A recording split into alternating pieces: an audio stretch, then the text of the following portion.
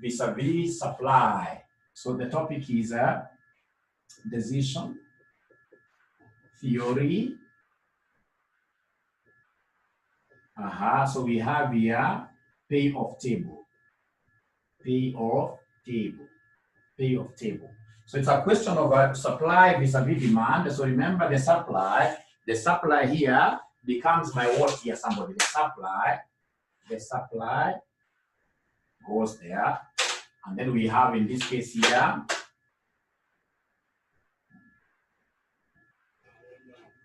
our demand. So we have here the supply vis-a-vis demand there. The supply vis-a-vis demand. The supply vis-a-vis demand. So always supply is what we have powers over. Supply is what we as business people have control over. We will be able to decide how many crates of milk do we supply to the market. If we say it's 100, for sure we shall take 100. So supply in this case here, these will be our alternatives. Supply will be our alternatives like that. Supply will be our alternatives like that. And then, ladies and gentlemen, the next thing that I'm supposed to know here is that the demand that we have here, is our states. These are our states of what here? These are our states of nature.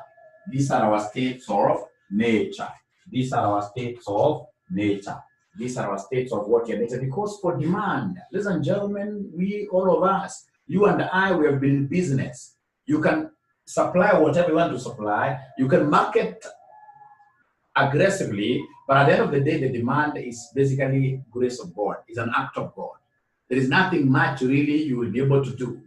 So in this case here, demand represents what we call states of nature, the probabilistic. This is where you take your probabilities. So ladies and gentlemen, we happen to be having our quantities, number of crates here, which we have to consider. So we have 100. We are supplying multiples of 100. So 200. The next one is 300. The next one is 400. The last one is what here, somebody? The last one is 500. From there, we have demand. Ladies and gentlemen, demand, what we have, the same figure. Remember from your basic rules of economics, demand must always match what here? Supply. So the same figure as here. We must have the matching concept. So we have here demand of 100, 200, 300. We have here 400. And then lastly, we have 500. And then, ladies and gentlemen, we happen to be having what here? Probabilities. So I hope you have been able to take in that. So the probabilities that you guys gave me earlier on, I can't put them here. Probabilities are normally attached to the states of nature. The probabilities are normally attached to the states of nature. So the demand values. So the first one that I can remember was 0.1. The second one was 0.25. Let me just make reference to the demand figures that you guys had given me. The probabilities you guys had given me. So 0.4, 0.15. So we have here 0.4, 0.15. And then lastly, the last one, ladies and gentlemen, the last one is 0.1. The last one is 0.1. So you get most students, I don't know for whatever reason, putting the probabilities where here. No. Probabilities are normally put, ladies and gentlemen, over what here? States of nature. Those things that are not controllable from your side, which are not controllable from your side. Now, ladies and gentlemen, having done that, the next thing now will be for me to come and ascertain. We ascertain the profits. The profits in this case here, which we will call what here? The profits that we shall be calling. The profits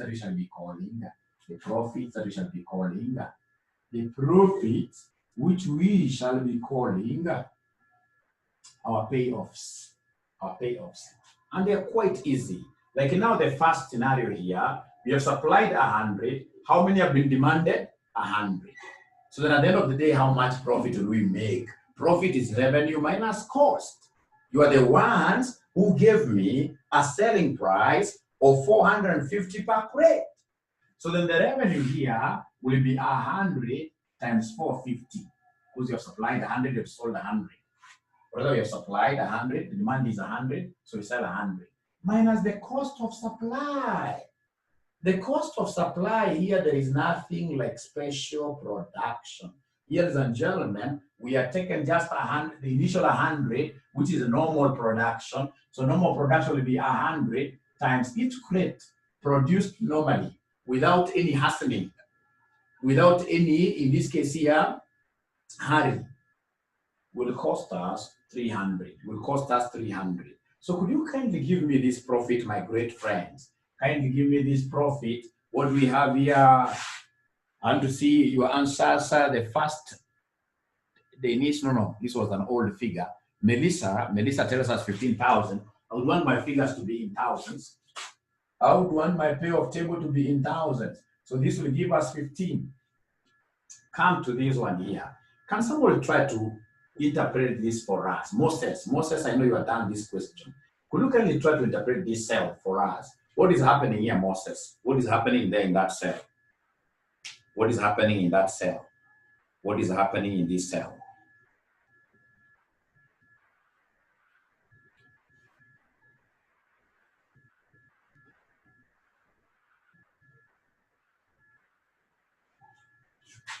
So somebody try explain to, it doesn't have to be Moses. Try explaining to us what is happening there.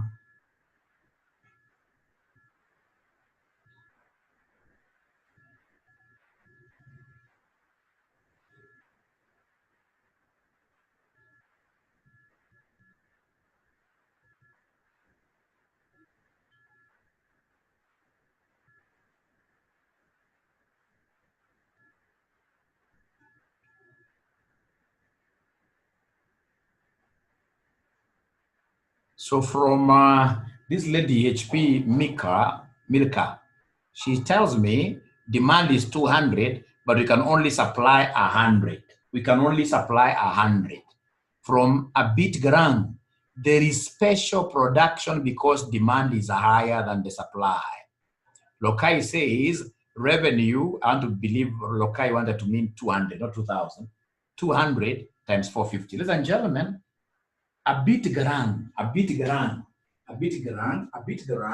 tells us here we have supplied few to the market, but the demand is more. And what have we been told in this question whenever demand is higher? Please let us read this line, which starts if demand exceeds supply. There's a line there which starts with if demand exceeds supply. A special production of fresh milk is made at a cost of 400 per crate. So anytime our demand is higher, the question has made a provision in a way that we shall not disappoint any customer. We shall not disappoint any customer. In a way that we shall not disappoint any customer. So here, as that lady Garang told us, ladies and gentlemen, there will be some special order. So when it comes to cost of production, we'll be having the first 100 units that we supply, crates that we supply, where we shall be charged 300. And then there is another special production quantity of 100, where the special is a little bit expensive, the special production, if demand exceeds supply, a special production of fresh milk is made at a cost of shillings 400 per crate. What have they told us after that? However, the selling price remains what here? Unchanged. And that is why you saw somebody saying that our revenue will still be 200 times 450. But now we are going to have two costs. There is the cost of the normal supply, which is 100 times what here? 300. And then there is this abnormal quantity, which we had to really go to the kitchen afresh to produce something for customers that we never wanted them to go away, but we have to do it quite hurriedly, quite in this case here faster. And because of the speeding up of the process, we are told that each crate will cost a little bit more. Each crate will cost a little bit more. So could you kindly give me an answer, somebody here? Kindly give me an answer. Kindly give me an answer. What do we have there? Kindly give me an answer. What do we have there?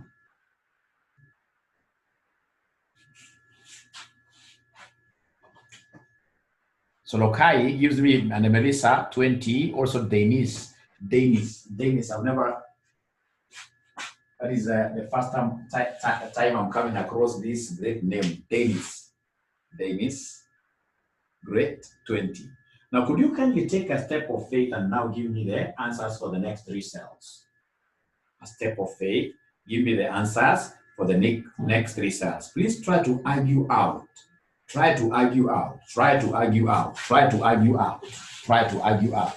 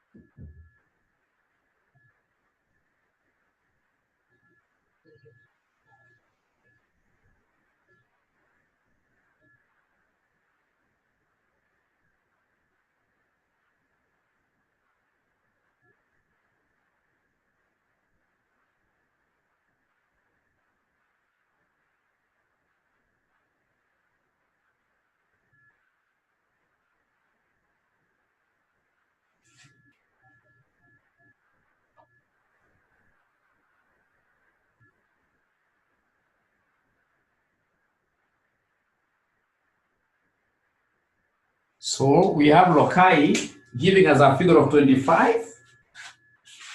A figure of 25. This 400 one will give us what figure, somebody there?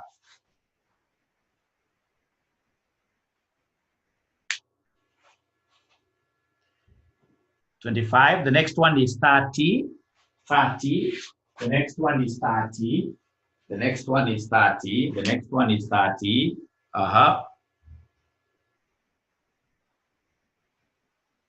I want to see answers from everyone. Mohammed, I want to see you giving me an answer. And please don't do, even if it's not right, because there is an logic here, there is an argument that I would want everyone to see. Elena Said, I would want to see your answers. Today's class is not our usual class. No. Today, the ball will be dribbled by yourselves.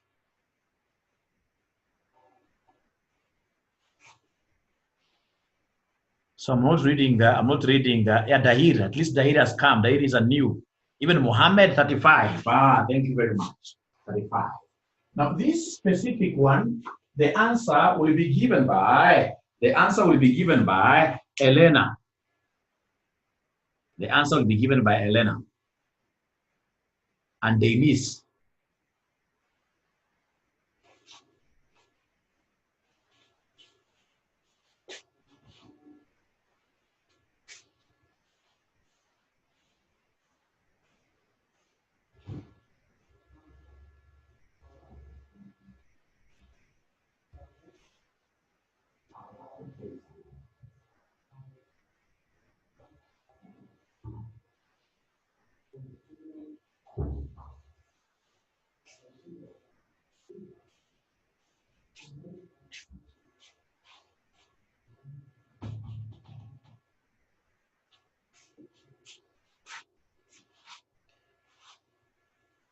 Denise gives us a figure of 15,000.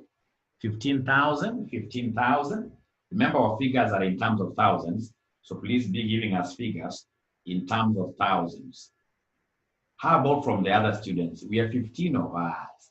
Today, I'm checking out on everyone. Okay, let me expand my list here. I'm checking out on everyone. Today, it's everyone. Denise gives us Lokai gives us minus 15,000.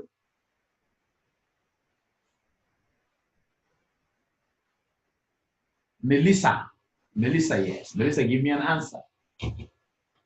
Moses Juma minus 15,000. Thank you very much.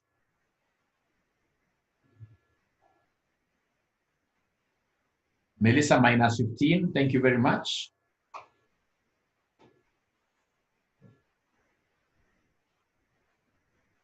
Ekabaila came in a little bit late. I hope she is able to give us something. Rose Mwangi, give us something. Give us something. Even Kiteto came in a little bit late. Even this person with Galaxy. Edward Ochola, negative 15,000. Thank you very much. Now, ladies and gentlemen, what we have here, we happen to be having a situation where we supply 200, a situation where we supply 200, a situation where we are supplying 200, but what is the demand? Only 100. Meaning, ladies and gentlemen, that we shall only be able to sell 100. We have taken so many units here to the market, but the market never wanted to consume everything. So we can only sell 100. We can only sell 100. So we shall talk about 100. 100 times the selling price per credit is 450. But remember, we have taken 200 to there. 200, ladies and gentlemen, had been supplied already. So the cost of supply will be 200 times our normal cost, which is what here, somebody? 300. Here there is nothing like perishing. There is nothing like disappointing customers. So if you punch this figure as well, you'll be able to see, ladies and gentlemen, minus what here? Minus 15, because this will be 45,000 vis-a-vis 60,000. So it will be minus 15,000. So our figures are in thousands like that. So please now give me the rest very fast. Give me the rest very fast. Can you give me the rest very fast? I want to write all the rest. Please ask questions, participate. Ask questions, participate. Moses Juma gives me 30. Denise gives me 30 as well. I'm waiting to hear from the other students.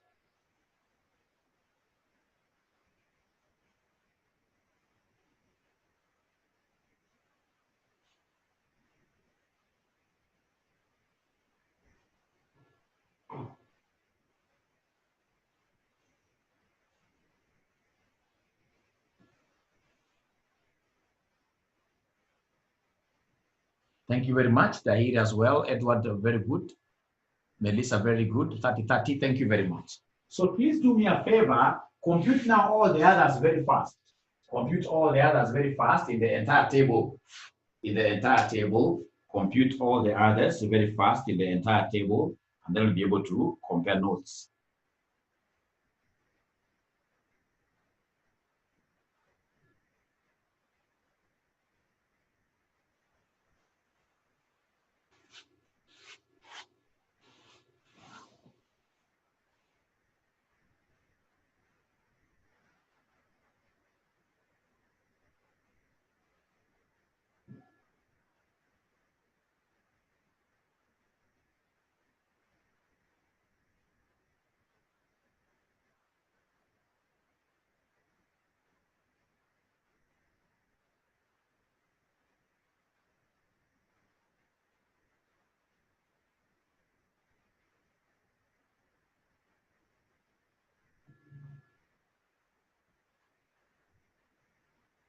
So I can see Moses giving me the next one as 35. And today you guys are great. You are really onto this thing. Yeah. Today I should be the one even buying dinner, isn't it? And I can see Nema Kiteto, congratulations, because you came in a little bit late and you've been able to give us a figure. Nema, thank you very much. I am able to recognize the figure of 30 that you gave up there, which is a correct figure. Lokai has even gone ahead to give us everything. For the supply of 300, Lokai has gone ahead to give us everything for the supply of 100.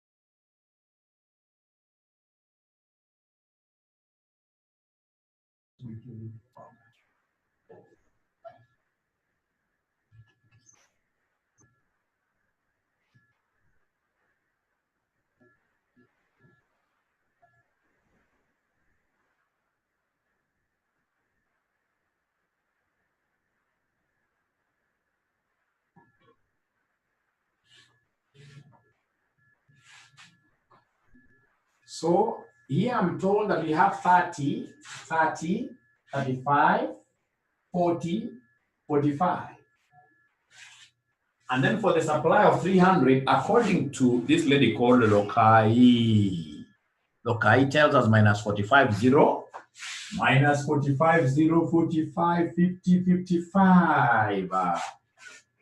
Minus 45, 0, 45, 50. And then for 400, minus 70, minus 30, 15. Minus 70, minus 30, 15. So minus 70. No, it's minus 75, sorry. Minus 75. Minus 75, minus 30, 15, 15, 15. And then we have next 60, 65. So we have here 60, 65. And then we have 500, ladies and gentlemen. For 500, we have minus 105.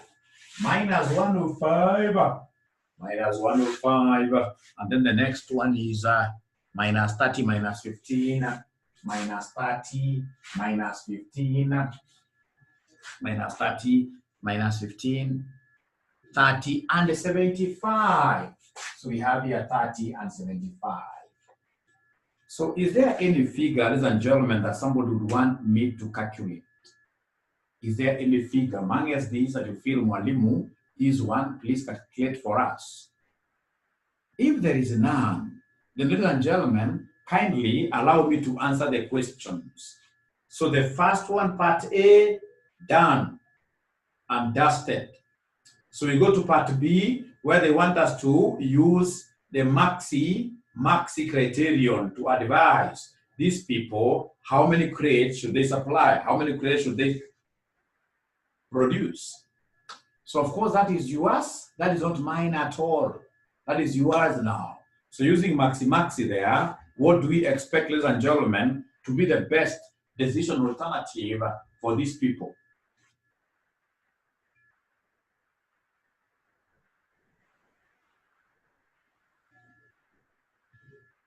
Yeah, there is a person asking a question.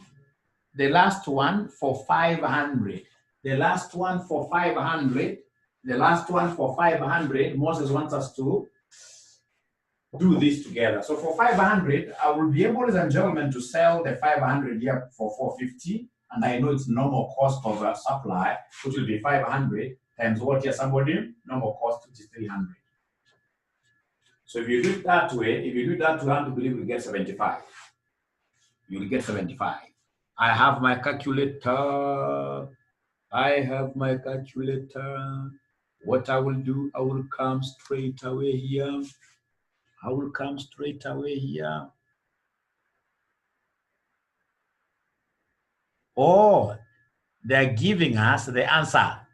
Now I get it. They're giving us the answer that if we go the maxi way, these people should supply 500. Sorry, Moses has not gotten what you wanted to imply.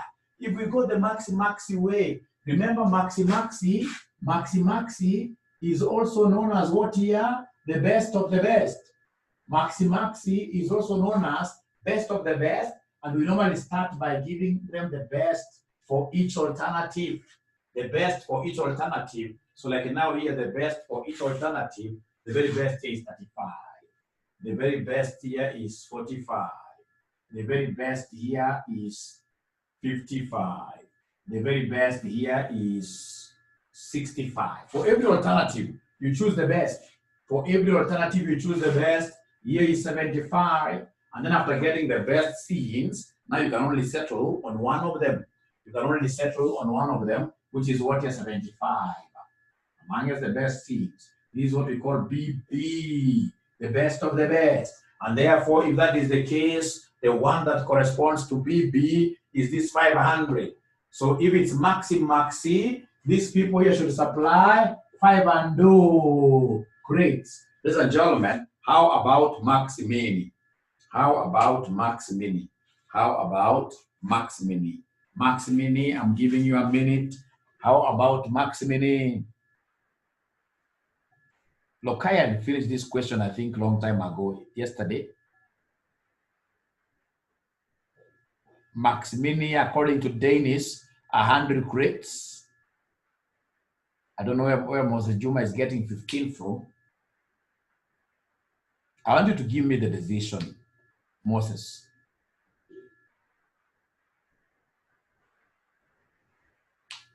The Galaxy Man is asking us whether we should ignore the number of packets. Basically, that is noise.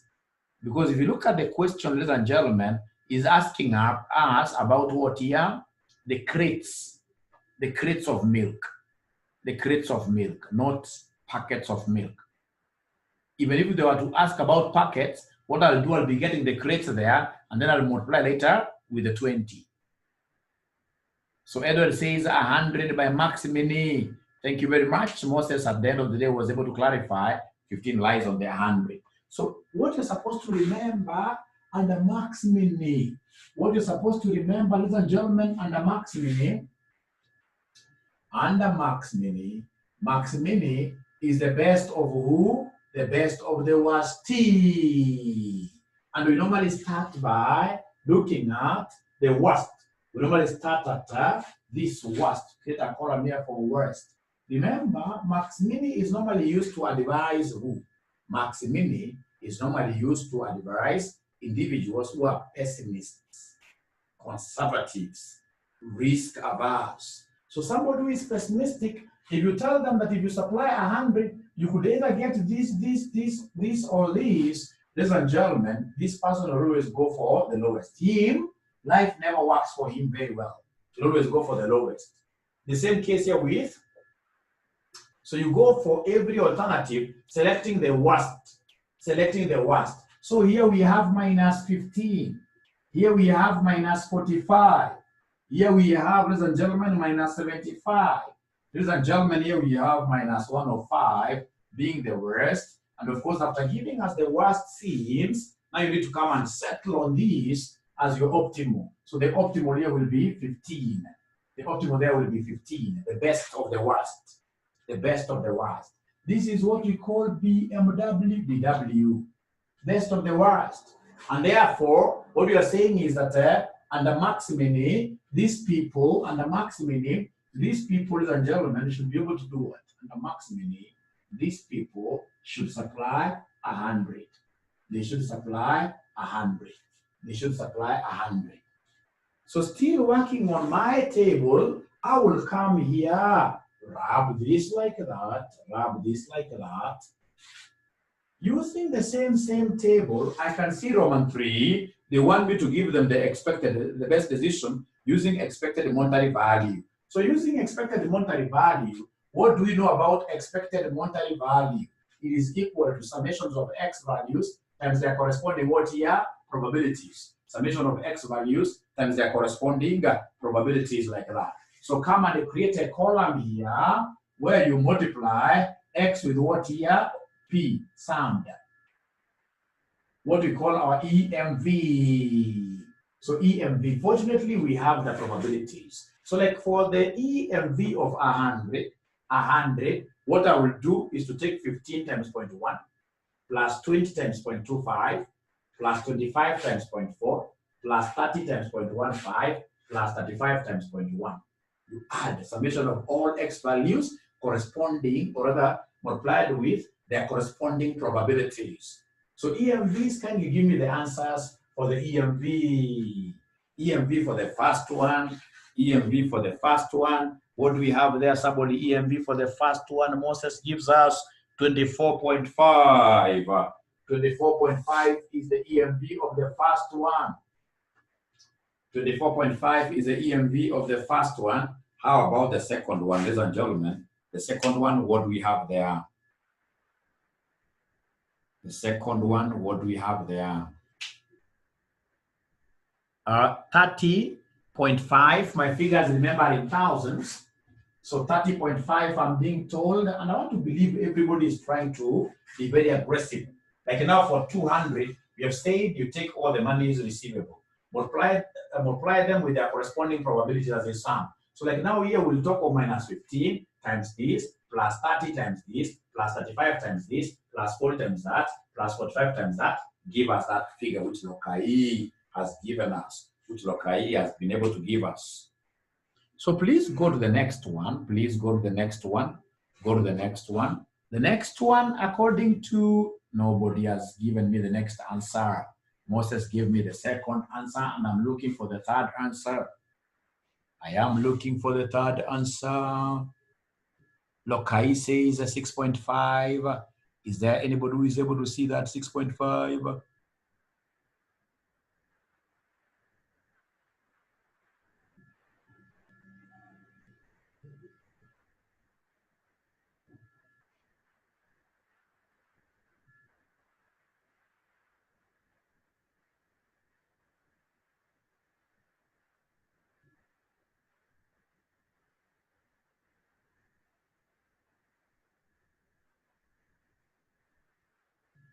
So I'm being given 26.5.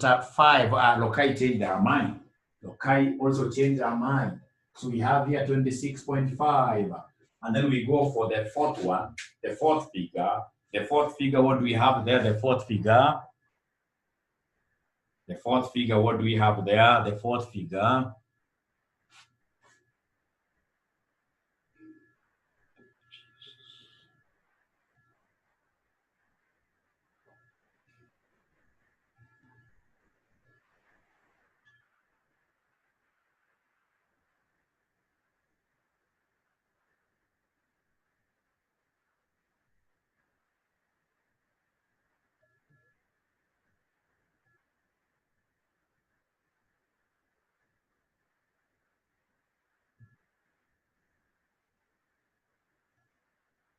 So we have 6 point what here? 6.5.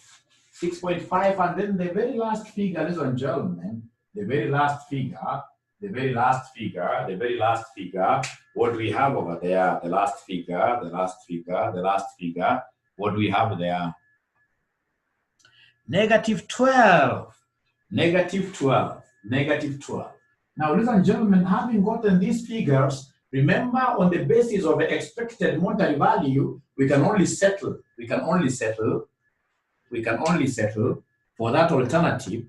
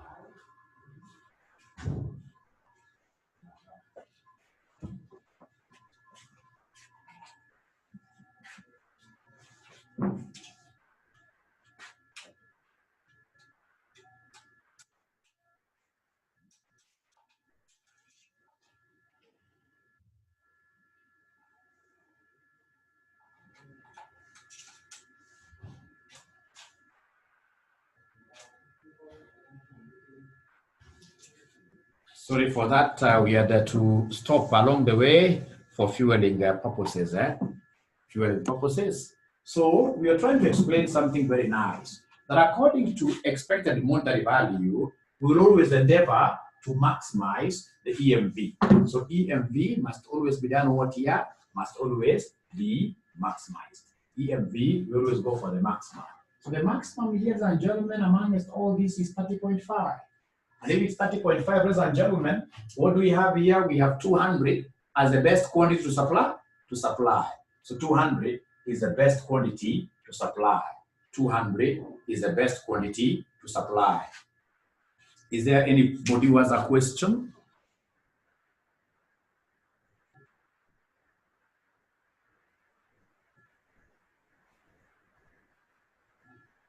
Melissa.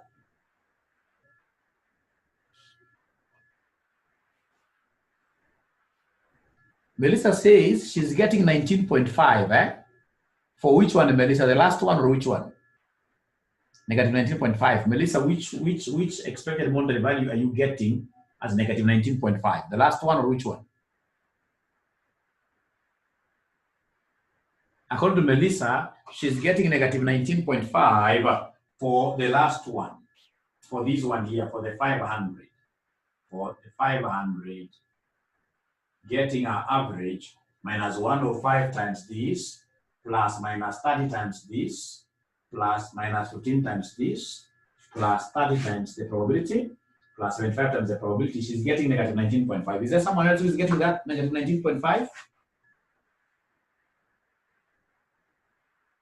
Aha, someone is saying that they can't see me. They can't see me. I don't know how. Is that the case for everyone? Are you people able to see Mwalimu? Are you able to see my board? Are you able to see my board?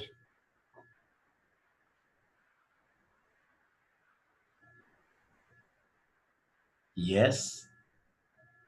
I can. Thank you very much. So HP, it must be internet from your side. Must be internet from your side. Please check out. Must be internet from your side. Yeah. Yeah. Please always go for the better option, which is Safaricom. Safaricom is the best. So the last one, is the last one minus 12 or minus 19.5? Somebody. The last one. Is it minus 12 or minus 19.5?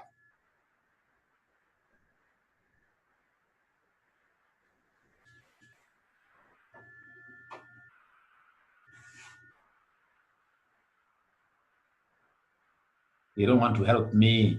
I don't want to ignore. It's minus 12. Melissa, try again. Try again, Melissa. It's supposed to be minus 12. Now, I want you guys to do me a favor. In 5 minutes, I would want to see whether there is anybody who will be able to advise us using minimax regret. Try advising us using minimax regret. Minimax regret in 5 minutes. Minimax regret method. 5 minutes, 5 minutes.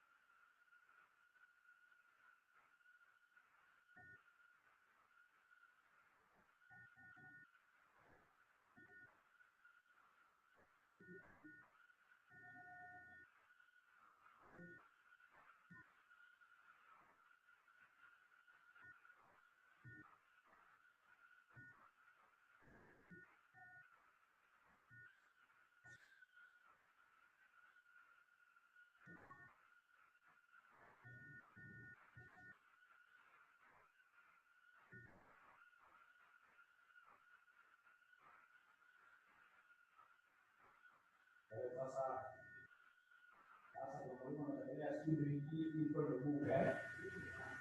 Mwalimu bana sisi nakata so ni namba. Kwa nini waambiwa ni kile sana naangalia. Huko mwalimu anafunza pale. Anasema ile swali katikati. So nimejeni kutumia kwa shughuli nyingine. Sasa nimejeni kwa swali nyingine zaidi.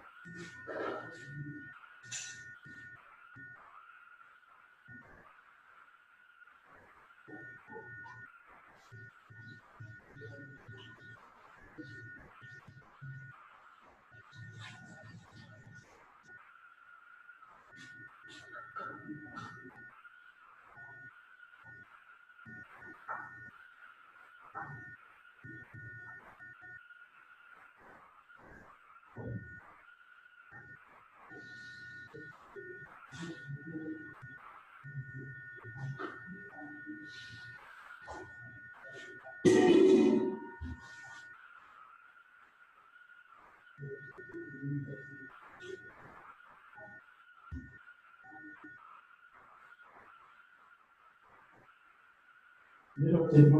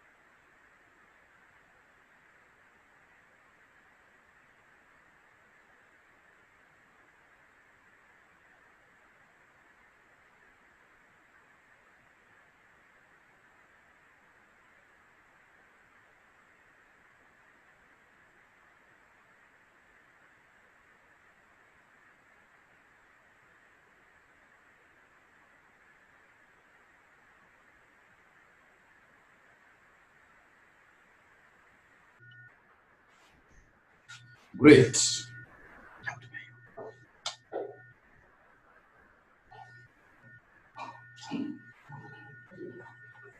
So to welcome our new group, ladies and gentlemen, I would want us to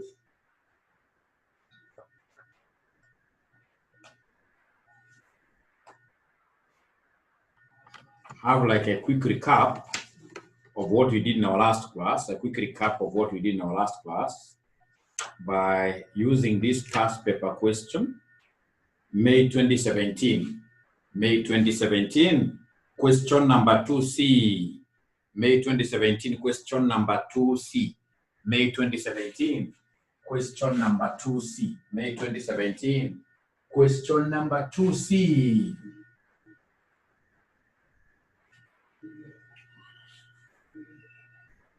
So remember, the topic is decision theory, and today I would want us to finish this topic by crowning everything with decision trees.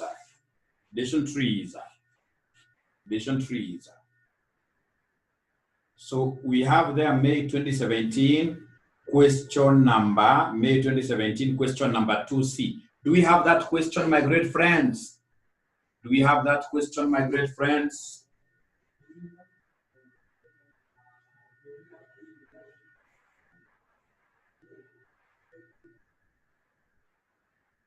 What is the response? I would want to know whether you're able to hear me.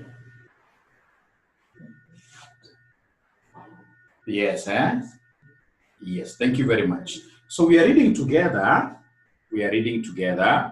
ABC Limited, or rather you start always by reading the required, The required, you are told, advise ABC Limited on the best course of action based on the following approaches. Expected profit, and then number 2, minimizing risk. Expected profit, I will not help you. That is your work. Expected profit, if we go for the small scale production, large scale production, how much profit do we expect?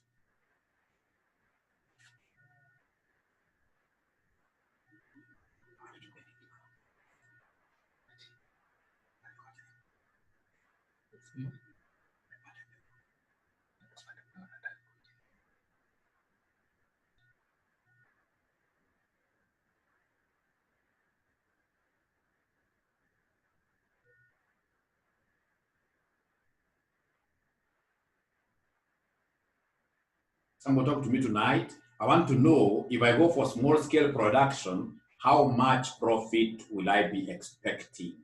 Expected profit is the same as expected monetary value. Is the same as expected monetary value. It is the same as expected monetary value.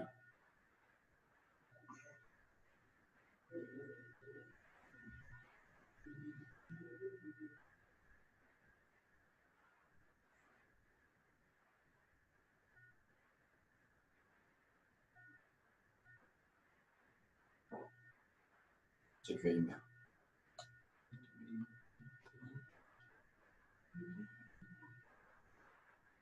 So is there somebody who has been able to give us expected monetary values?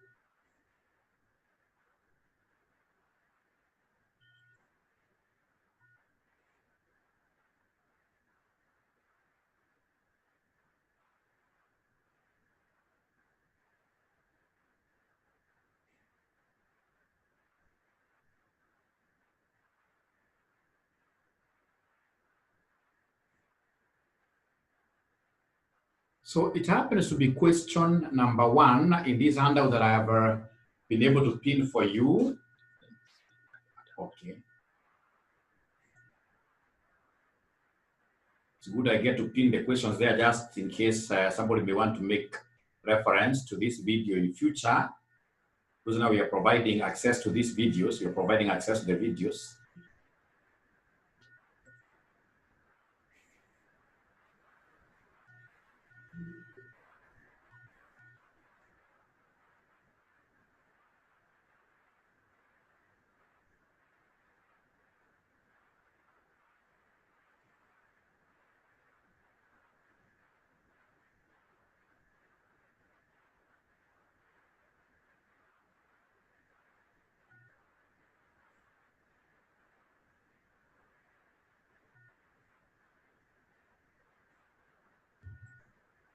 Okay, so we are told, ladies and gentlemen, question number one, it's question number one, it's displayed there. We are told ABC Limited has recently developed a new product named X. The demand for X is expected to be low, medium, or high with those probabilities. The product is to be manufactured at small or large scale production with the following annual profit estimates. So they have given us the annual profit estimates, which you're able to see there, and then we are required to advise ABC Limited on the best course of action based on the following approaches. The first one being the expected what year? Profit. The first one being the expected profit. So for expected profit, I'm so sure you guys have been able to get expected profits. To get expected profits, ladies and gentlemen, what I need to do is to come and go for each alternative one at a time. So we have here, we know that expected profit is the same as expected monetary value. And if it is the same as expected monetary value, ladies and gentlemen, I know expected monetary value is about summation of all x values here. 180 times 0.3. So could you kindly give me the answer there? Kindly give me the answer. 180 times 0.3. Kindly give me the answer. What is the expected profit or expected monetary value for small scale? For small scale, kindly give us the answer. For small scale, what are they telling me there? 27. 27, eh? 127. 127 exactly, or point something? Exactly.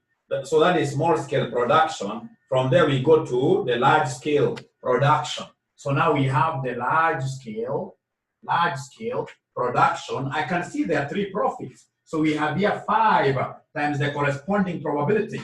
The corresponding probability of a small is 0.25, or 5 I mean, for large. Then we have a plus 90 times 0.45 plus 280 times 0.3. What are they able to get there, somebody?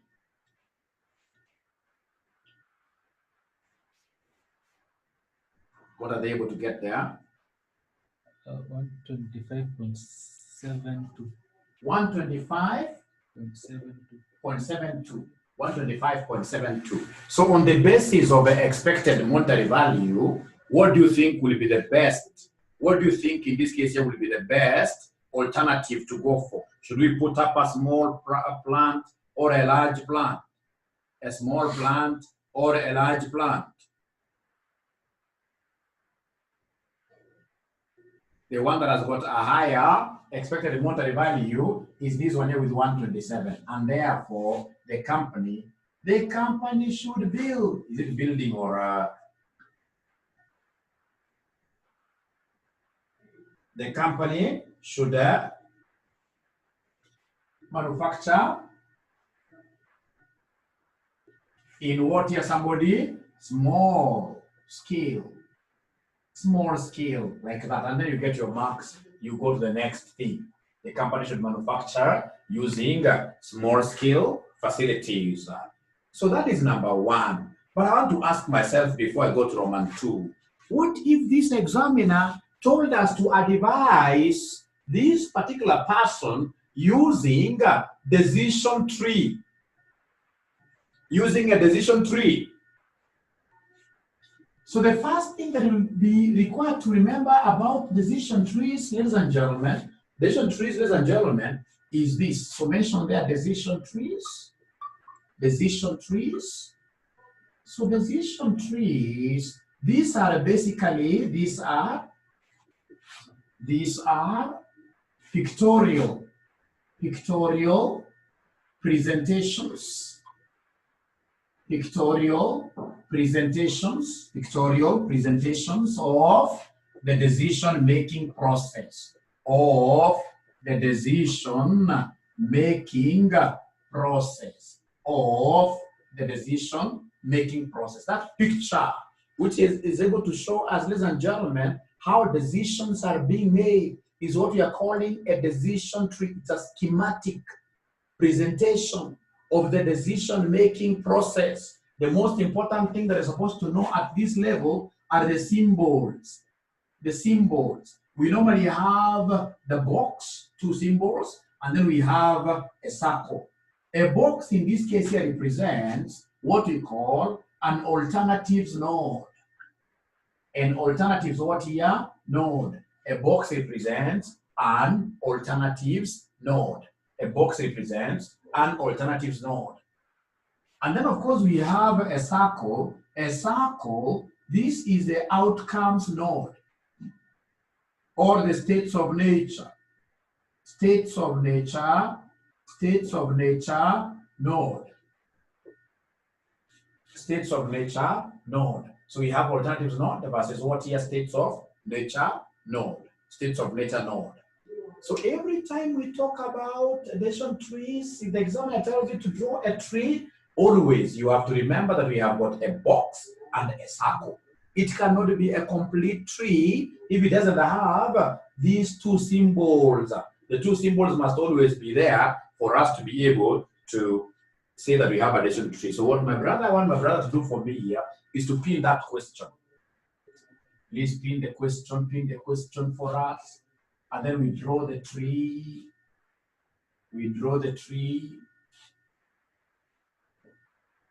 So in this question, ladies and gentlemen, they have told us expressly that ABC Limited has recently developed a new product named X. The demand for X is expected to be low, medium, or high, with those probabilities being given. The probabilities they are being given. Right? The product is to be manufactured at small or large, or means what here? Alternatives. So with the following annual profit estimates. So with that information, then I should be able to draw the tree. And this tree, ladies and gentlemen, has to begin with a box. All decision trees normally begin with a box. So here, box, we are faced by 2 alternatives, which you are going to choose one. Either to come and manufacture this thing using the small, or we manufacture this thing using the large. So we have small stroke large, small stroke large. Ladies and gentlemen, listen and listen to me very well. The moment you put up a small productions plan, automatically you have to sit somewhere and wait for the outcomes. It's trial and error. I've invested, so I have to wait for the outcomes. And these outcomes, ladies and gentlemen, are 3. We are told that the outcomes, the same case here with large, the outcomes are 3. The outcomes are 3. The outcomes are 3. What outcomes are we talking about here? We have the low, medium, high demand. So if we go for small, it doesn't matter. The demand could either be low, medium, or small. Low, medium, it's low, medium, or high. Or high. The same case with this. It is low, medium, or high. Ladies and gentlemen, if you're keen enough, you must have discovered that for these outcomes, we've used a circle. A circle means what? Something that is slippery.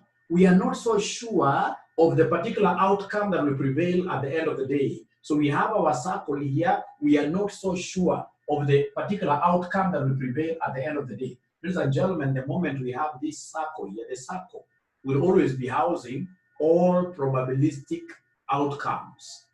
Like now, low, they have given us a probability. If you look at low, they told us low, the probability is 0.25. Medium, if you look at the question itself, medium, the probability given there for medium is 0.45. 0.45. And then high, lastly, is 0.3. Low, we have 0.25. We have 4.45. High, we have got 0.3, like that. So I want to give you 1 minute. You draw this tree. Draw the tree. I'm giving you this 1 minute. You draw the tree. I would want them to see the board. I want them to see the board. So please draw the tree. Draw this tree of mine.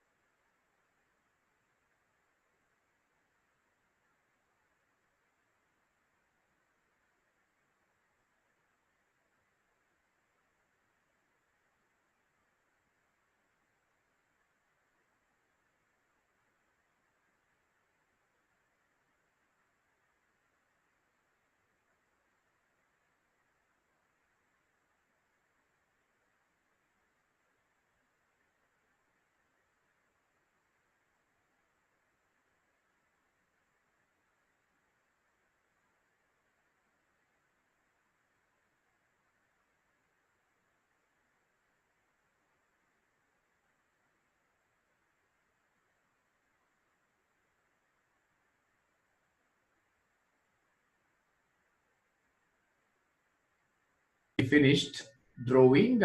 So once you finish drawing, ladies and gentlemen, I expect you now to come and put those probabilities up.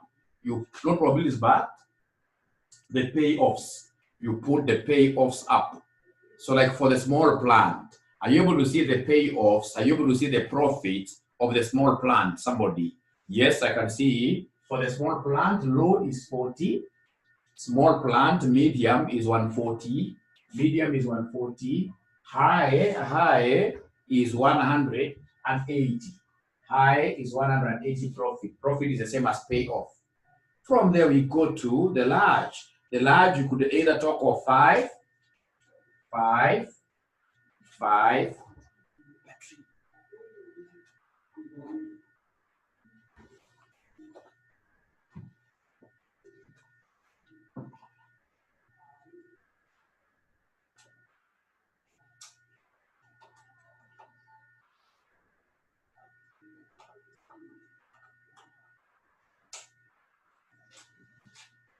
So for large, we have 5, 90, and 280. 5, 90, and then we have 200 and what here? 280 like that. 280 like that. So that is the end of our tree. The only thing that we need to do, ladies and gentlemen, now is to come and work these figures from here, right-hand side figure. We derive them, we take them to the left. Ladies and gentlemen, we have these figures here, which we need to bring to the point of decision making through a process that we normally call rollback. We roll back. So rollback, what here? Technique. Rollback technique. So under rollback technique, what do we have, ladies and gentlemen? Under rollback technique, what we have, while rolling back to a circle, you find an average. So in this case here, when rolling back to a circle, find an average. Find an average. While rolling back to a circle, find an average. And how do we find our average? To find our average, we normally take summations of XP. Summations of XP.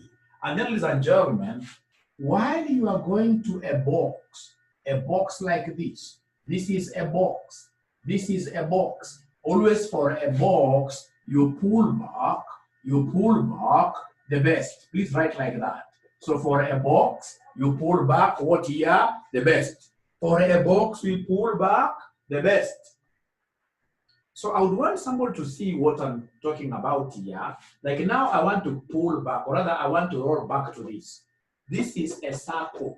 So for a circle, it is average because we do not know between 40, 140, or 180, which one is going to prevail. It's a slippery thing. And that is why we want to work with an average. So then how do we get this average? It's very easy because I can see the probabilities and the values. You take 0.25 times 40, plus 0.45 times 140 plus 0.3 times 180. You give me a figure, I write down. You give me a figure, I write down.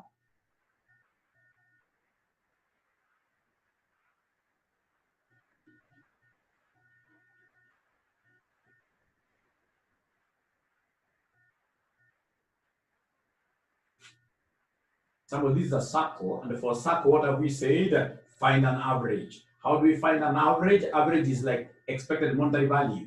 So you take the monetary values you have times their probabilities, and then you aggregate them, you combine them. Can somebody talk to me? What do we have here, somebody? 127. 127. Thank you very much. How about this? Again, this one, ladies and gentlemen, is a circle. And for a circle, what are we doing? For a circle, we are basically getting an average. So an average, we have 0.25 times 5, plus 0.45 times 90, plus 0.3 times 280. Give us a figure. Give us a figure. What do we have here, somebody? 125.75. 125.75. We are moving back slowly to this particular destination where this examiner now wants us to come and make what here? Where he wants us to come and make a decision. So assuming you are the one who is inside here, at the end of the day, you will be spreading out your hand, stretching out your hand. And of course, at the end of the day, you will settle for that particular fruit, which is bigger.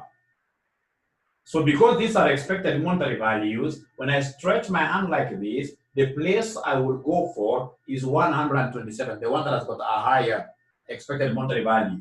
So this 127, given that I'm coming back to a circle, I will pull back the best. So I'll come and write here 127.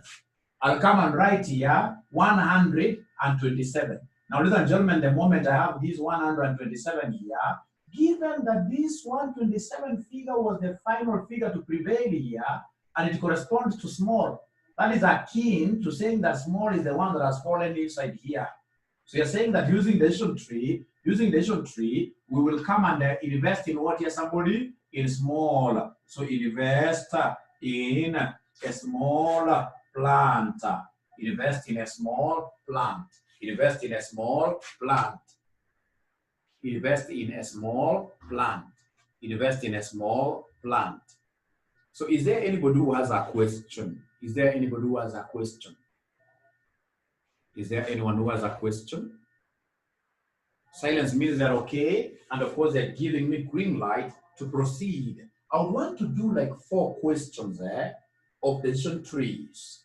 But before I proceed with the next decision tree question, here we haven't finished this question. Actually, this decision tree, I just thought of it using this example to draw the tree. Otherwise, the real question here is the one given in Roman 2. Please pin the question there. The one given in Roman 2. The one given in Roman 2.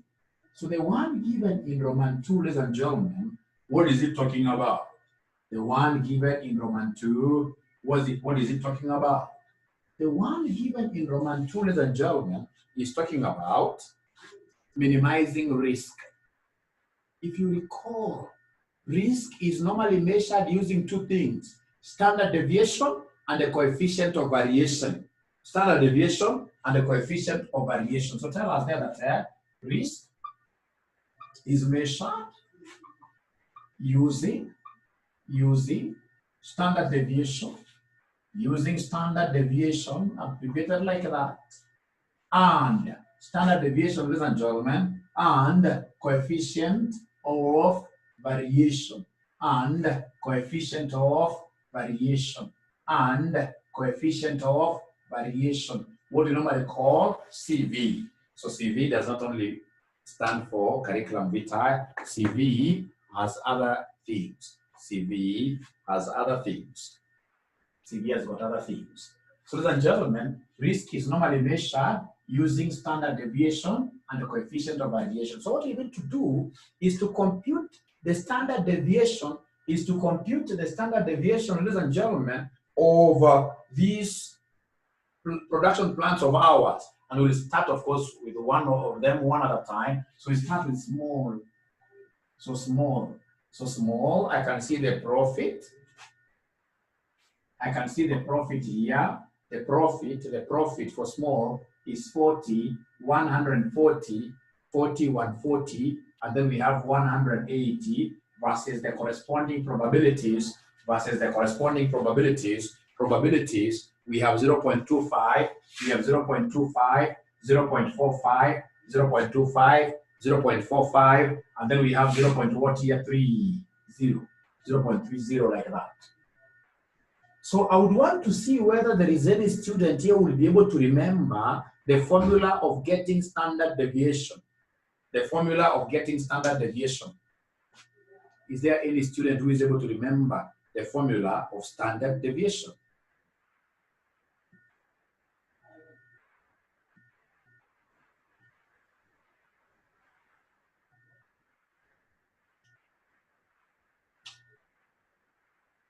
Somebody talk to me tonight. Formula of standard deviation. Who is able to remember that formula? Somebody.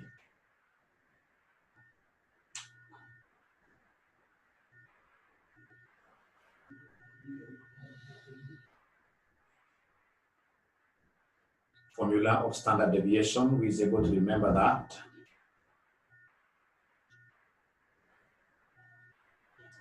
There are students that have taught these things, but in financial management.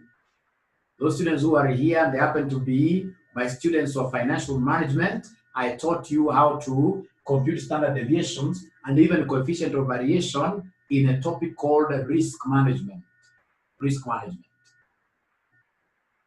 Now, even if I've never taught you before, whenever you hear of this word standard deviation, which you normally write as a 0 and then you pull the tail there. You know, there are so many students who don't even know how to write this professionally. You get a student who writes this thing like that. This is a mitochondrion. This is not a standard deviation. Standard deviation is normally written like this. We have a 0 and then we pull that thing like that. We pull that thing like that. So ladies and gentlemen, this standard deviation, remember from the definition of standard deviation in mathematics, in QA, we'll talk of x values minus x what here somebody? X bar. X values minus x with a bar. Difference. A deviation is a difference. A deviation is a difference. Difference between the data values from their mean. So x minus x bar. And if you remember very well, in terms of mathematics, this deviation is normally special. It must be squared. And then we come and average it. To average this, we normally divide with n. In the situations where probabilities are not existing, we divide by n. But whenever you see probabilities, the deviations, what you need to do with them to average them is to come and multiply them with what here? Probabilities like that. And then at the end of the day, ladies and gentlemen, you will come and sum up everything like that. It doesn't stop there. It can't be called a standard deviation if it doesn't have what here somebody? A square root. So normally, you don't go and start cramming this formula of standard deviation saying it is square. No. There is some concept there. The word deviation itself, ladies and gentlemen, will be able to speak quite a lot. Deviation, x minus x bar. Data values here from the mean, that difference. And then because it's a standardized deviation, there is a concept of doing what here? Squaring. There is a concept of squaring. There is a concept of squaring times probability. And then at the end of the day, we have sigma. Sigma. At the end of the day, we have sigma. And then again, in the spirit of standardization, you must come and give us the square root like that. Ladies and gentlemen, remember even in high school, we used to call this thing the root mean square. The root mean square.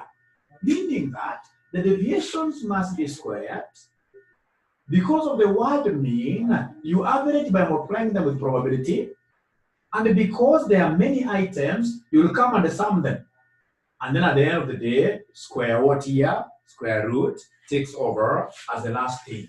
Then ladies and gentlemen, what I need to do very first to be able to get this standard deviation, I need to introduce a column here called x minus x bar squared times probability. Times probability. If you remember this question, the way we had started doing this question, we got our x bar. we got our X bar, which is the same as expected monetary value. We got our X bar, which is the same as expected monetary value. Ladies and gentlemen, if you have forgotten, our expected monetary value for these will be 40 if you have forgotten. 40 times 0.25 plus 140 times 0.45.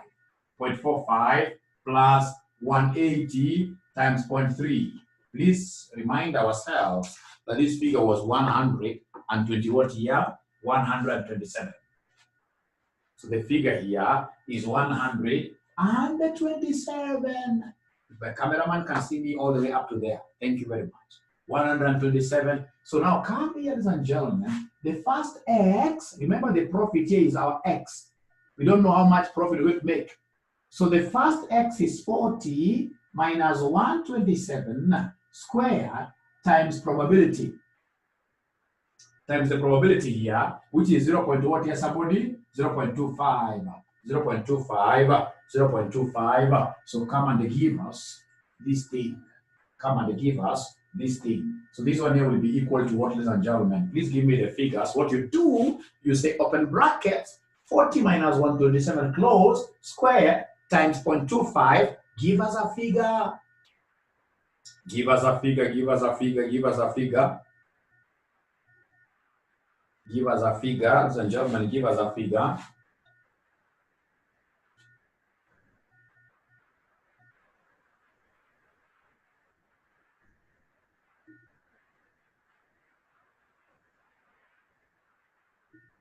Ladies and gentlemen, give us a figure. What do we have there, somebody? What do we have there, somebody? What do we have there, somebody? They're not talking to me. Perhaps they're not able to even hear me. First one. It's 6972.25. 6972.25. They're getting different answers. They're getting different answers. I think 1892 is the correct one. 1892 seems to be popular. Remember what you're supposed to do is to come and open brackets, 40 minus 127, you close, and then you square. And then you attach the probability. You attach the probability. I'm being told by my friend here, who is quite young, and I'm going to call him my son, that the correct figure is 92.25. Come to the second figure of X. The second figure of X is 140. Minus X bar doesn't keep on fluctuating. That is why it has got this bar. Bar means uniform throughout. So minus 127 squared times 0.45, give us a figure. Give us a figure. 76.05. 76.05. So go to the last one. The last one is 180 minus 127 squared times 0.3. Please give us a figure.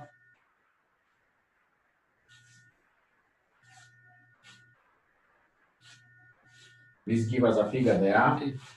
842.7.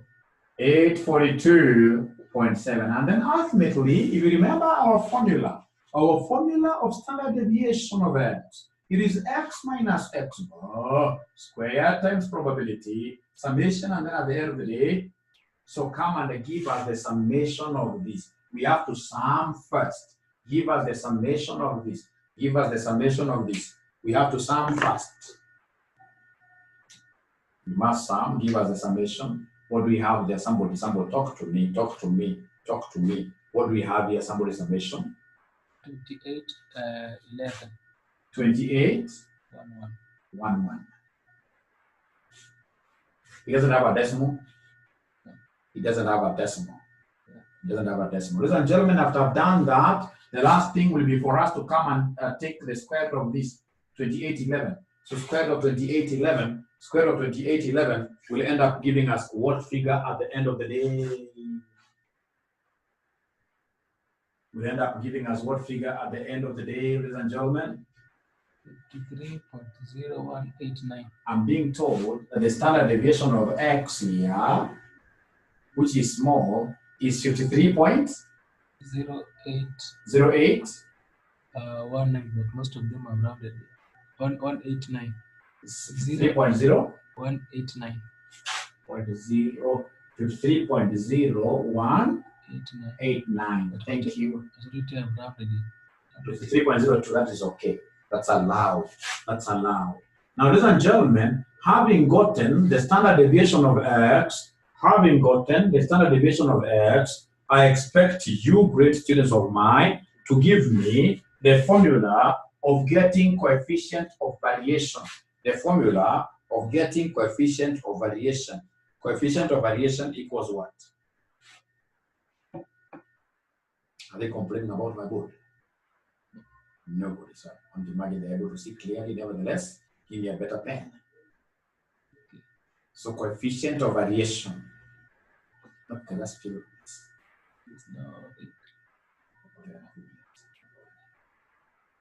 So coefficient of variation, ladies and gentlemen, how do we get the coefficient of variation? Is there somebody who is able to give us the formula for coefficient of variation there? I'm waiting, I'm patiently waiting.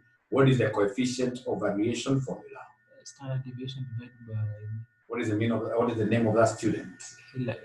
Hillary. Hillary has gotten it correctly. That any time they want us to give them the CV, we'll normally take the standard deviation divided by the mean times 100. CV equals standard, you can write it in full. CV equals standard deviation divided by the mean times 100.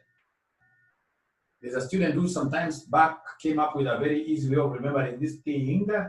He told me that anytime they tell you something to do with CV, always know that CV is a sex in percentage, where my sex is boy, girl, gender. So I know you'll never forget that. So our CV, if I was to write, I can also put it this way, CV equals, I know that standard deviation of mine can be written like that. And I know that this X bar can as well be the expected monetary value. And then whatever I get times 100. So the standard deviation that you guys have given me is 53.0189 divided by our expected monetary value that was equal to what somebody here divided by expected monetary value. Please remind Mwalimu is not able to remember the expected monetary value that we got up there. It was coming to 127 years. 127 times 100%. Then at the end of the day, I will end up getting what figure? 41.75. 41.75%. That is the CV of small. The CV of small. Now, I would want us to enter into some marathon race, a marathon with hurdles along the way. It becomes sweeter when we have hurdles along the way. So that marathon between ourselves as students will be taking us towards, of course, touching the last line there, which will be for you great people to give me the standard deviation of large and the CV of large. And I'm giving you exactly 5 minutes. I'm giving you exactly 5 minutes for you to be able to help me in those two. Give me the standard deviation of large and the CV of large. I'm giving you exactly 5 minutes. Yes.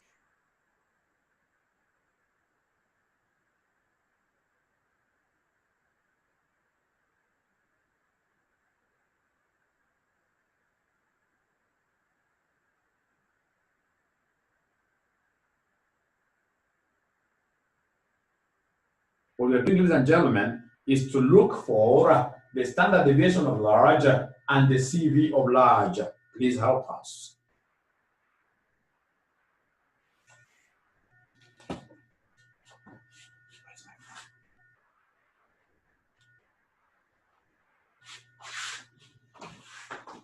How many are there?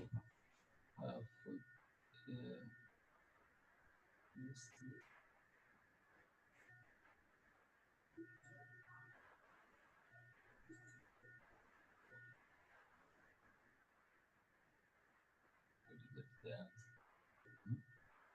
Ukipata jibu ya 45.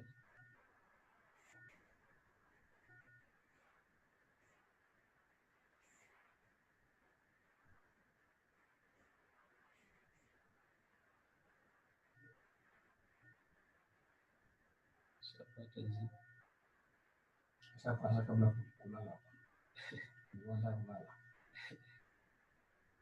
Ni hatari. Hatari sana. Hey. Bwana mzee anaweka amemaliza na kungu. Mama, atamaliza sana kwanza. Sikapo maliza. Ndio nataka hiyo video Huku nini? video yake inatakikana sana. Sasa nataka nimalize tu kama nimalize. Okay. Sawa. Ndio ndani pia. Sawa tu. Tukuletwa alafu ndio.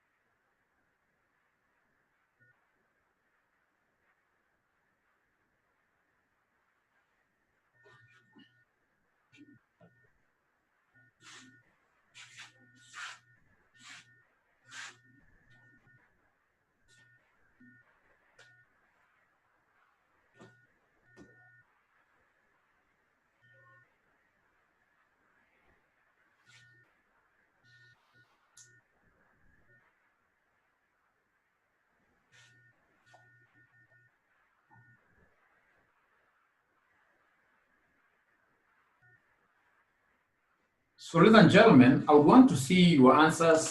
Fortunately, most of you are even able to complete much faster than I even thought. So they already have the answers. So we have here standard deviation of large. What do they have there? Standard deviation of large, I'm being told, is 106.57. 106.57. 106.57. And then we have CV of large. The CV of large is 84.75. Is 84.75%. Ladies and gentlemen, between project large and the project small, which project is riskier than the other one? Which project is riskier than the other? Which project is riskier than the other?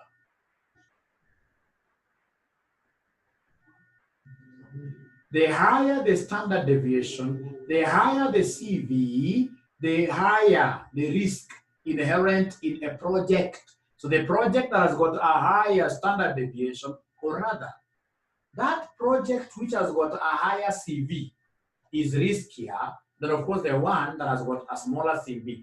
As such, larger scale production is more risky than what here, small scale.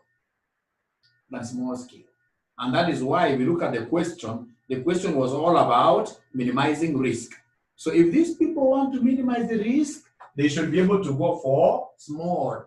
If they want to minimize the risk, they should be able to go for small. So conclusion, for risk minimization, we are advocating for a small plant. I want to believe that that is what you great students of mine would have done in a question.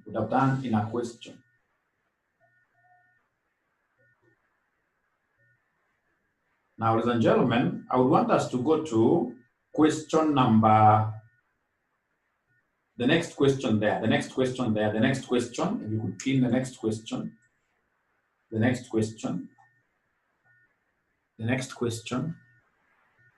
It is in your past papers, but I can't recall exactly which year, but that is neither here nor there, but it's one of the most recent questions. I would want to give you 1 minute. You draw for me, ladies and gentlemen, We look at that question, Roman 1, they want us to draw a tree showing the payoffs and the expected monetary values of each alternative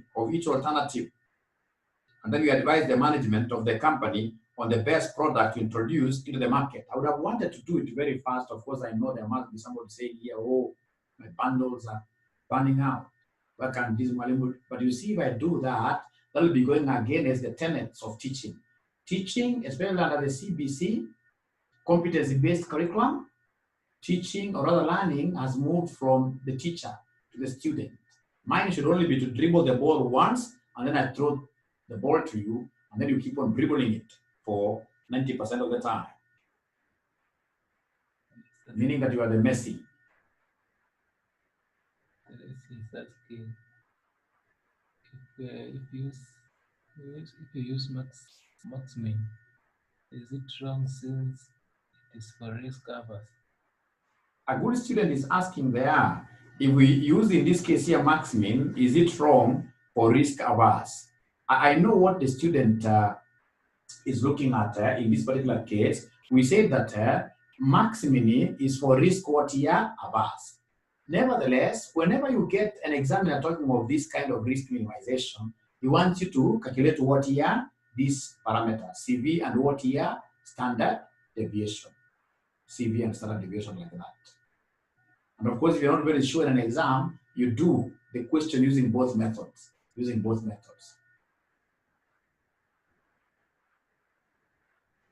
Great. Thank you for that question. Is there someone who has been able to finish drawing that tree?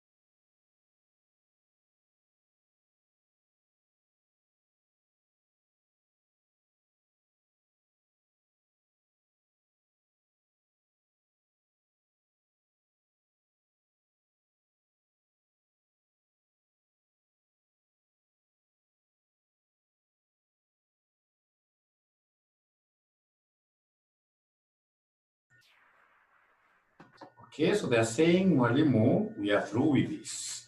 Let's compare notes and see. Let's compare notes and see.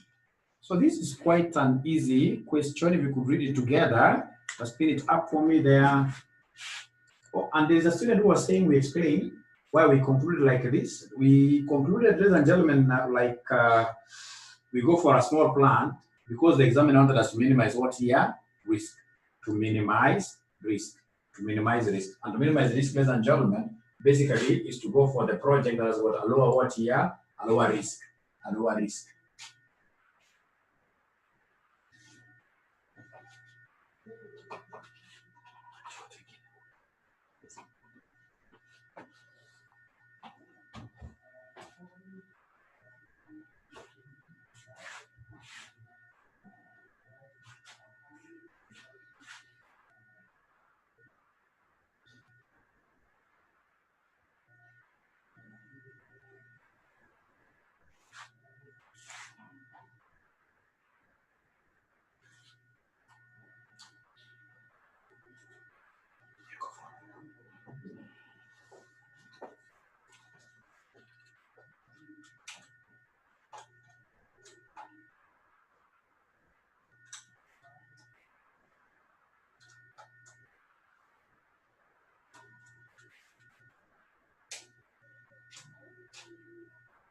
Great. So we go for a project which has got a lower risk, that is it. Now for this one, which you can see on the screen there, we are told that a manufacturing company intends to introduce a new product into the market. 3 products have been proposed, namely P1, P2, P3. So automatically, those are our what here? Those are our alternatives. So alternatives, we have P1, P2, P3.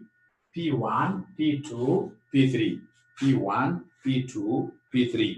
The alternatives, the decision maker would want to know between the 3 products, which product should I launch? Which product should I launch? Ladies and gentlemen, we are told a company can only introduce one of the 3 products. The following are the estimates of the probabilities and annual profits of the 3 products at the given 3 states of demand. So we are told that if we go for P1, there are 3 possibilities. That our demand again, 3 outcomes. That our demand again, our demand could either be high, moderate, or low. So we have high, moderate, low. The same case with this one, high, moderate, low. The same case with this one here, we have high, moderate, and then low like that. So remember, probabilistic figures can only come from, or other outcomes can only come from a circle like that. So what profits are we talking about there? If you're able to see that question that is pinned there, please pin again for them for the last time. If you see that question that is pinned there, you'll be able to see if it's P1. P1, if I capture my figures in thousands, P1, we could either talk of 15, 15, 25, or what here? Negative 5. Negative 5. Negative 5. Negative 5. And if you look at the question again, for P2, we have 34, 30, and negative 3. So for P2, we have 34, 30, and negative 3. 34, 30, and negative 3. And then P3, we have 22, 22, 22, 22, 15, and 8. 22, 15, and what here? 8. And then we happen to be having, ladies and gentlemen, probabilities being shown there for those 3 states of nature, where I can see authoritatively probabilities are 0.35, 0.35, 0.4, 0.40, and then we have 0.25. Now I can project my board throughout. So we have here 0.35, 0.4, 0.25, 0.35, 0.4, 0.25, like that. Now, ladies and gentlemen, I would want you to do me a favor. Now it's all about rolling back. So while rolling back, what figure were you able to get for this circle? Remember, for a circle, basically, you give us what here, somebody average, you multiply you multiply. So you have 0.35 times 15 plus 0.4 times 25 plus 2.25 times minus 5. Somebody give me an answer. I'm waiting. 14,000. 14,000. So 14. My figures are in shillings thousands. Kindly remember that my figures are in thousands. Whatever you get, you say divide by 1,000. How about this one here, somebody?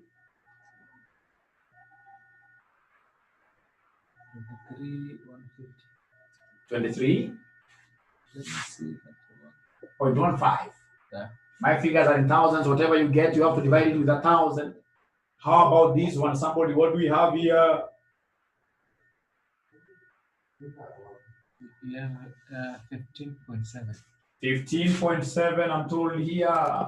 And in the other question, yes.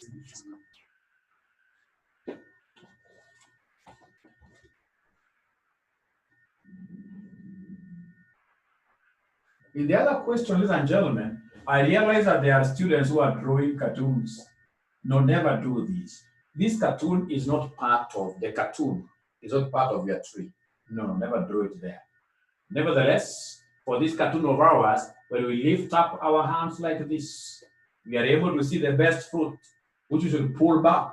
Remember, for an alternatives node, we always pull back the best. So which one is the very best we pull back, ladies and gentlemen? Which one is the best we pull back? So somebody called Grace. Ah, great, great. Judy. Eunice, she's saying P1, I doubt. The one that has got the highest expected more, this one here, 23.15. 23.15. And therefore, we are recommending what here, somebody our recommendation is that these people should launch P2. These people should launch what here? They should launch P2. They should launch P2. So you've been able to answer Roman 1, and you've been able to answer Roman what here, somebody? Roman 2. You've been able to answer Roman 1 and Roman 2. Roman 1 and Roman 2. Roman 1 and Roman 2. Roman 1 and Roman 2. Anybody who has a question? Is there anybody who has a question? Do we have anybody who has a question?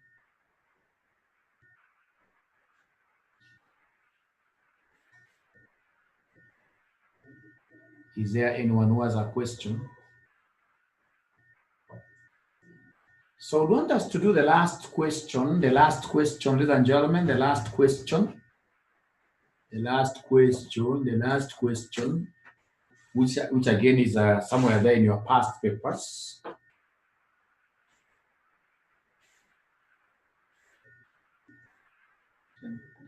Question number 3, yes, question number 3. It is somewhere there in your past papers, but I don't want to mention because I would want this particular video to be used by my Section 5 students. So when I mention a sitting, perhaps you can write for them the sitting in the comments. That would be good. Is here.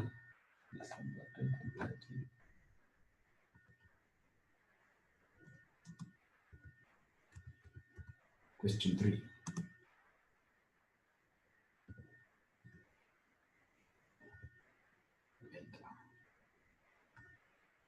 So now in the comments there, you are able to see that question. I don't want to mention it because I want my Section 5 and other students from other sections to enjoy this without them knowing that they are doing questions from a previous section. And of course, even if they were to know that, they are the same. They are the same.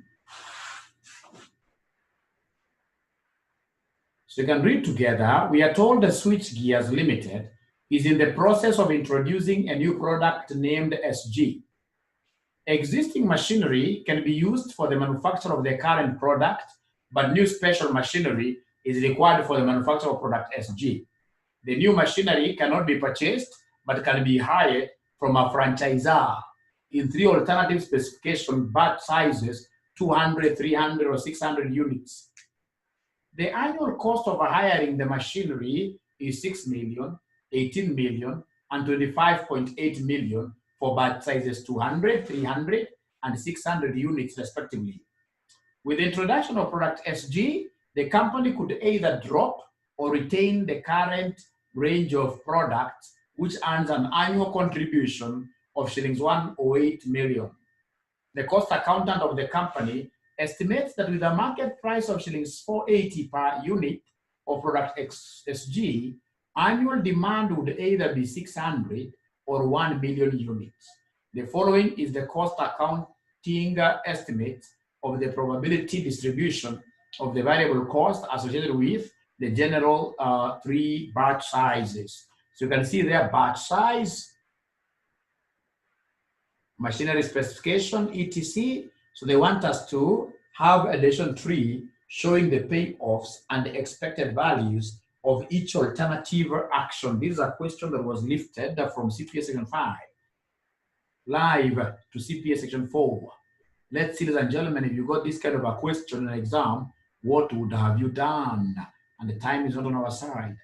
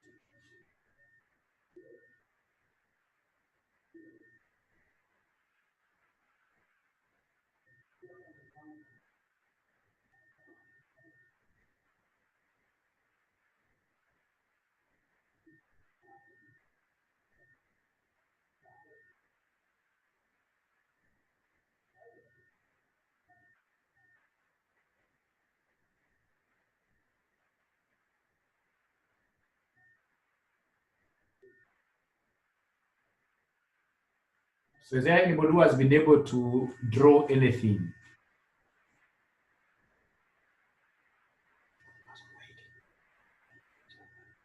Is there anybody who has been able to draw anything?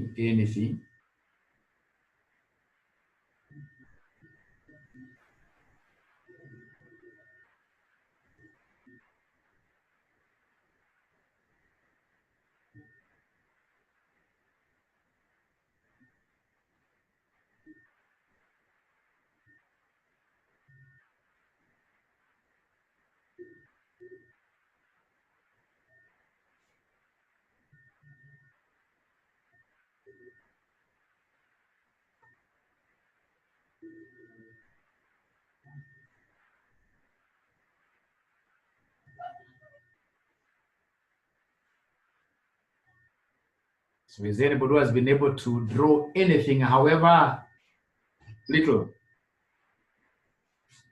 Is there anybody who is seeing stars?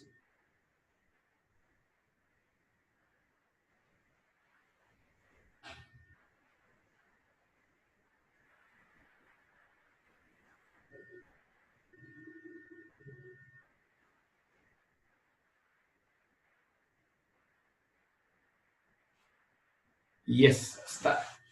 Yes, help. Okay. Thank you. Now, ladies and gentlemen, this is quite a very simple question. Trust me. Very simple question. So now here we are faced with two major alternatives. The alternatives are we produce new products called SG, or in this case here we continue with the old products.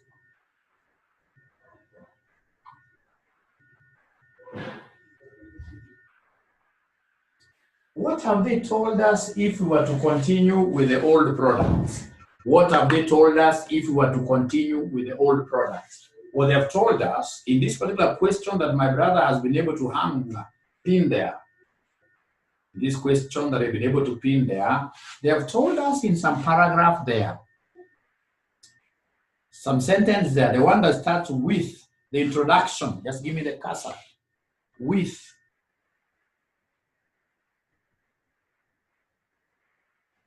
This one here, with the introduction of product SG, the company could either drop or retain the current range of products, which earns an annual contribution of 108 million. So if they continue, ladies and gentlemen, with the old product, they are assured of getting a cool 108 million contribution. 108 million contribution. Now, ladies and gentlemen, what have they told us about producing?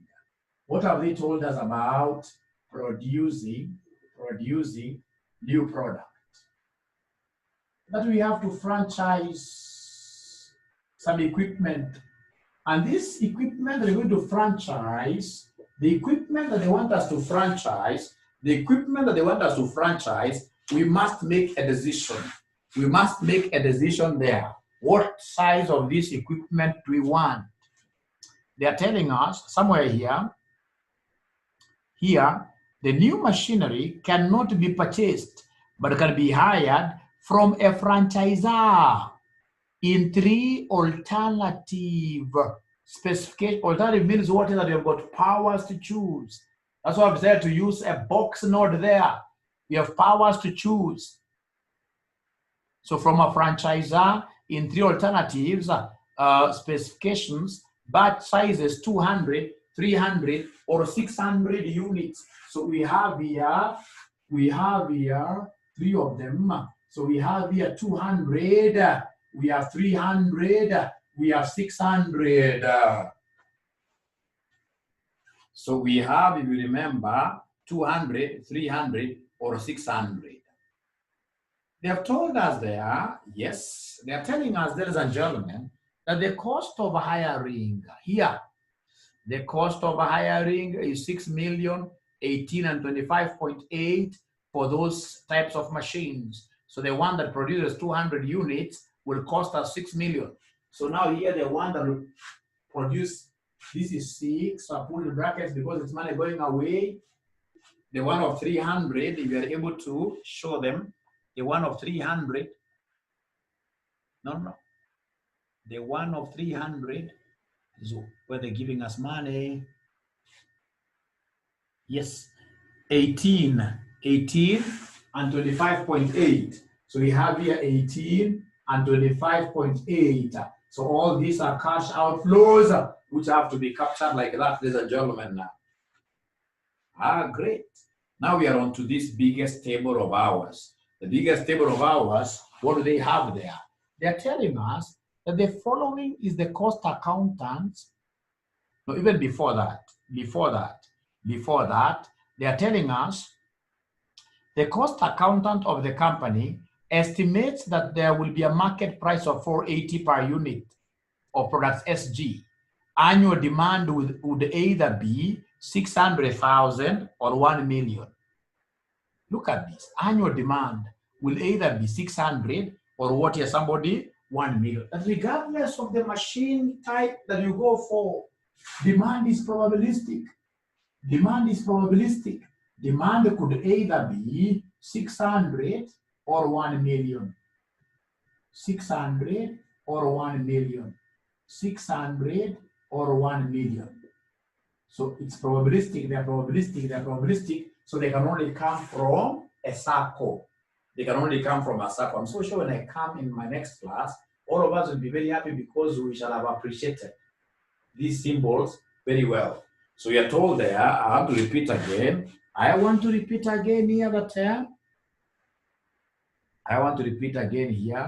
that annual demand would either be 600 or 1 million, meaning that the two events are equally likely Equal likely means that the probability of each one of them will be 0.5. So you're told that the following is the cost accountant's estimate of the probability distribution of the variable cost associated with the general 3 batch sizes. So you can see the batch sizes, which are what here as well, probabilistic. The batch sizes here, you can see the cost per unit, the variable cost per unit is probabilistic. Ladies and gentlemen, when it comes to variable cost, what do we have there? There are 3 possible variable costs, 3 of them. I drew a small tree. Unfortunately. My tree is so small, but we shall overcome. My tree is so small, but we shall overcome. So they have told us, ladies and gentlemen, that our variable cost will be coming in either 240, 300, 360. So we have here 240, 300, 240, 300, and then we have 300 what here? 60. So we have 240, 300, 360, 240, 300, 360, 240, 300, 360, 240, 300, 360, 240, 300, 360 like that. So ladies and gentlemen, I would want to continue with this question, but if you don't mind, let us close everything today. Today we have done quite a lot. I'm also feeling it. We just stop there. In our next class, I'll be able to start this question afresh in a way that all of us will be happy. Now that I know that you'll also get out of your comfort zone, going outside there trying to scout how to draw this tree. So that now next time when we meet, you guys will be at a point of advantage. Don't forget to subscribe to my YouTube channel. I've also done quite a number of questions in this area. This is Joshua Aura, YouTube. When you go to YouTube channel, YouTube, just look for Joshua Aura. Joshua Aura on YouTube.